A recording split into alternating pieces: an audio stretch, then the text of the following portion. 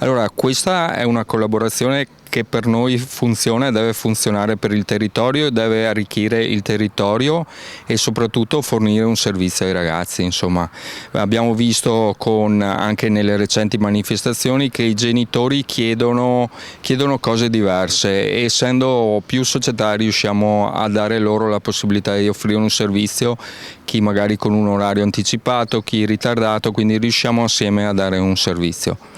Poi giustamente, come diceva il presidente Tonon, c'è la possibilità insomma di far crescere questi ragazzi a casa, vicino a casa, per poi dare anche una possibilità di giocare in una prima squadra a categoria interessante. Assolutamente sì, anche su questo noi diciamo a ognuno il suo livello di calcio. L'anno scorso abbiamo avuto ad esempio 2 ragazzi del 2009 che uno con la Liventina e uno con il Montebelluna hanno fatto le finali elite dei giovanissimi, quindi sono arrivati a un livello che è diverso da quello del Vit San Giacomo. Vogliamo farlo anche col Vittorio Falmec, perché far fare tanta strada a questi ragazzi quando abbiamo una società qui vicino che fa del buon calcio e a un livello alto? Chiedevo sempre a Tonon, visto che si erano lamentati un po' per le carenze di impianti sportivi, è una cosa che vi tocca anche voi?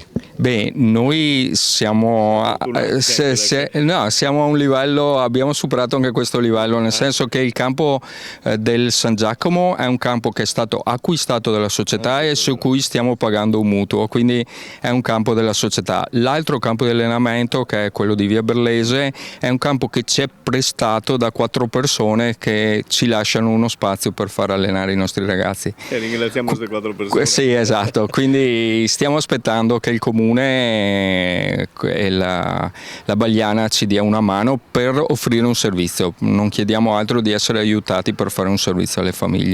Buon lavoro. Grazie, buona giornata a tutti.